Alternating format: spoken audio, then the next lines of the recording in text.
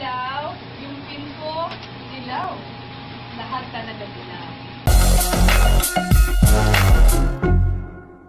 Magandang araw mga kapepe. Hindi nyo ba napapansin na bakit ang gulo-gulo natin tuwing eleksyon? Meron tayong presidential election tulad ng Kenya. Papatay ng mga kandidato at loyalista bago maghalalan.